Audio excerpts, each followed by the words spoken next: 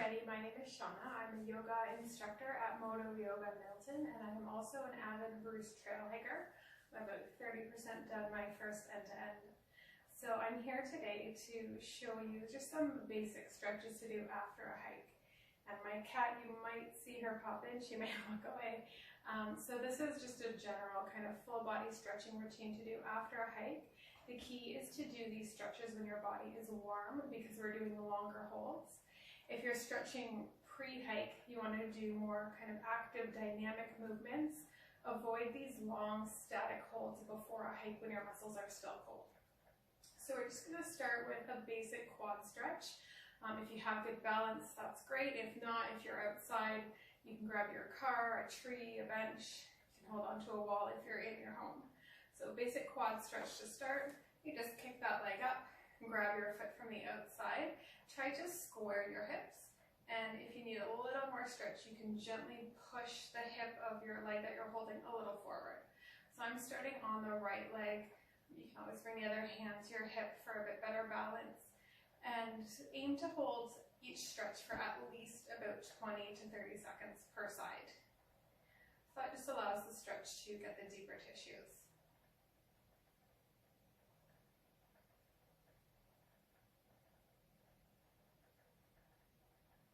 A few more seconds, and when you're holding your stretches, make sure you're still taking nice, long, deep breaths. Alright, so we're going to release that. And then to the other side, just kick that leg back, square your thighs and your hips. A little shakier on this side. And use the opportunity at the end of your hike when you're stretching just to really kind of slow your breath, become more mindful.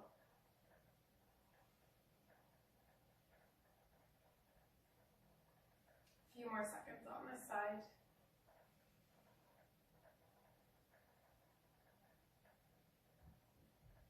Good, so you can release that. Now come into a hamstring stretch. There's two ways you can do this. The first is just to come into a forward fold. Bend your knees as much as you need to. It's more about keeping your back long here. And then you should feel that into your hamstrings. So if you like this stretch, just let your head relax a little bit. You can hang out here for 30 seconds to a minute.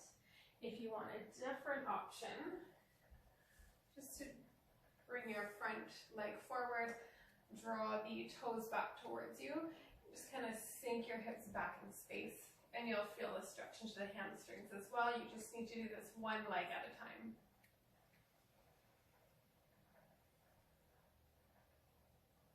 If you like, you can kind of square your body forward so your torso is facing the same direction as your front leg.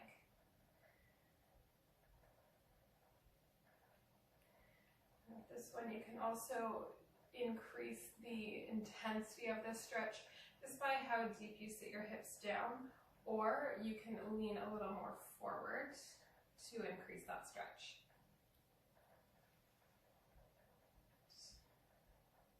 If you're in your forward fold, you can hang out there, otherwise changing sides. So square the hips first, and then start to fold.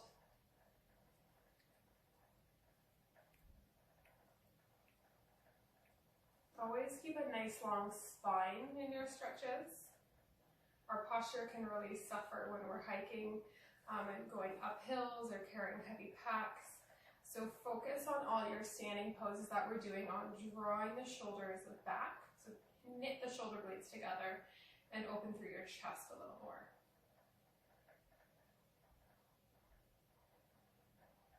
Take one more breath here. Good, let me come out of that. So calf stretch, again, there's two different options. Actually, there's three different options, but we'll stick with two of them. So if you have a tree, a wall, you can just step right up. And again, put your toes back towards you and just lean your body into it. You can stick with that version if you like.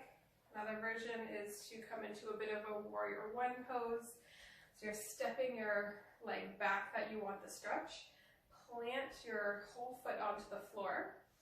And you can kind of open your foot about a 45-degree angle. So you want your your hips facing forward, that might mean wiggling your legs a little further apart to give you more space in your hips. But point that foot on the ankle and then press down through the heel and the outer edge of your back foot, and you should feel a nice juicy stretch. If you want to make this into more of a yoga pose, you can stretch the arms up, but that's totally optional.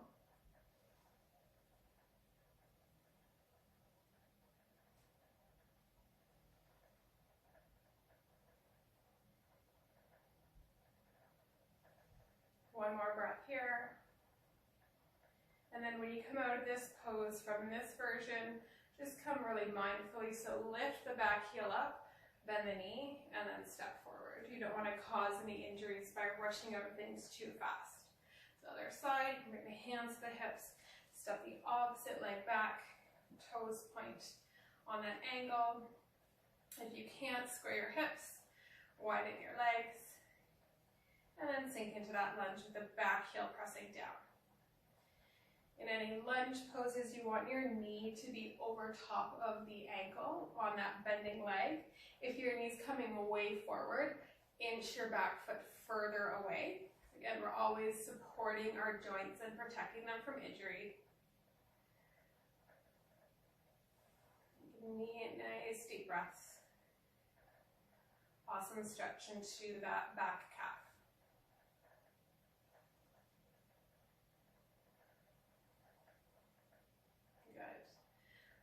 Mindfully coming out, bending the knee, hopping forward. And then the last lower body stretch is a standing figure 4 stretch. So again, if your balance is shaky, you might need something to hold on to. So I'll start with my right leg.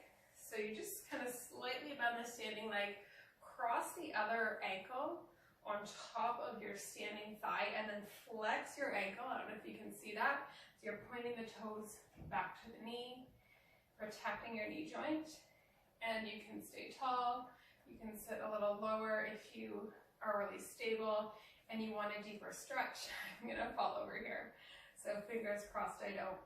But this stretch you feel into the glute on that bent leg.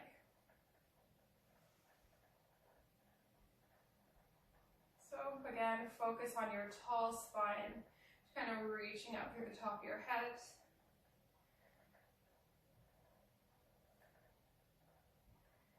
Your balance is really not great, you can always do this one sitting down. This depends on, of course, not having snowy covered ground. You can even do this sitting down, so you might sit inside your car with the door open, kind of lean out. All right, so slowly coming out. Start to kind of lengthen up first, and then just release that leg. Avoid torquing your knee out of it. So other side, just bend first, across the other ankle in front. You might need to shift it a little higher for balance. And then slowly sitting your hips a little deeper.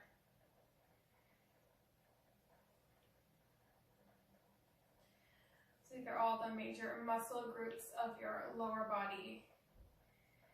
And these are the muscles that you more obviously will be using in your hiking, but we will come into some upper body stretches as well. Take 2 more breaths here. And the key is never rushing the holds. If you're only stretching for 5-10 seconds, you'll get a little bit of benefit, but it takes longer holds to get into the deeper tissues. Slowly coming out of that. Moving into the upper body now. So we'll just start with a bit of a shoulder stretch. So across your right arm in front of the body, wrap the other arm either behind or in front of the elbow. Avoid directly cranking onto your elbow here. So hold this. You should feel this the outside of the shoulder, maybe the upper back. But we often neglect thinking about our upper bodies, but they are involved a lot in hiking. If you're going uphill, there might be some hunching or rounding forward. If you're using poles to distribute the weight, you're getting a little upper body workout. And if you're carrying a backpack, of course, you've got the weight of that pack.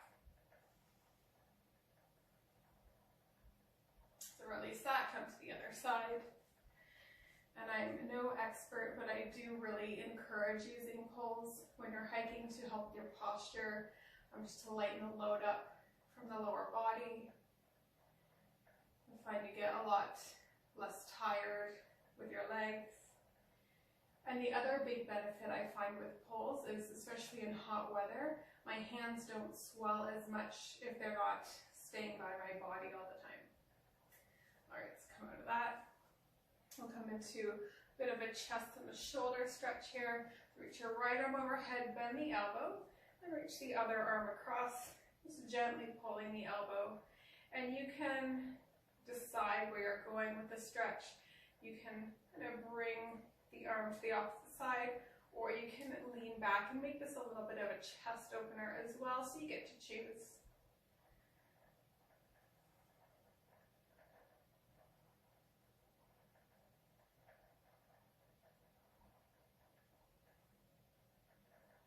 Okay, and gently release. Other sides, left arm overhead, bending the elbow, reaching your right arm across.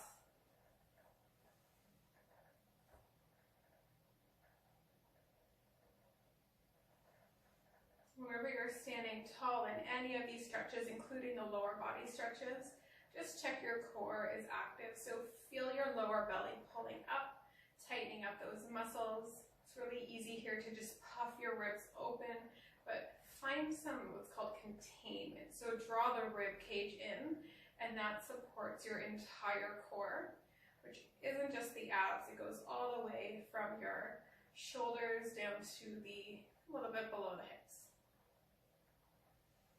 All right, release that and shake it out.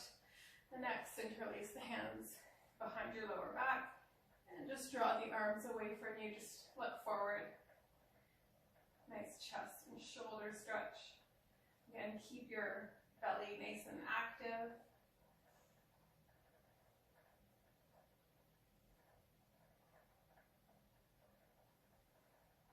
It's a great chest opener.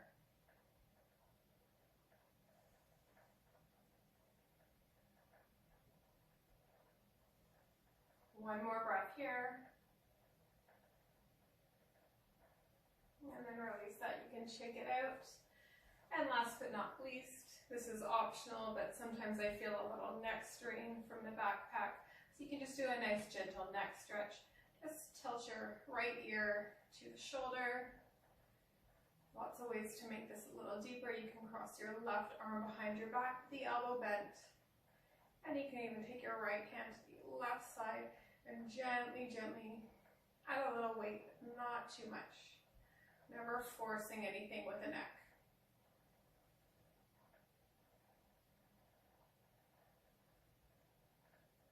Good, we don't need too long here, so change sides. You can roll the shoulders and then take it to the other side.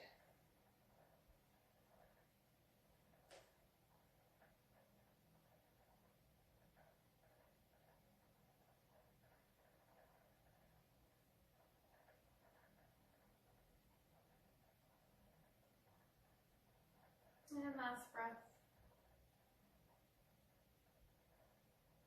All right, so that's it. I hope you enjoyed our post-hike stretch. Let me know if you'd like a little bit more of a longer yoga routine, which would be done at home on the mat instead of outside at your car. But yeah, really important to take care of our bodies so that we can stay strong for the next hike. Thanks for joining. Bye.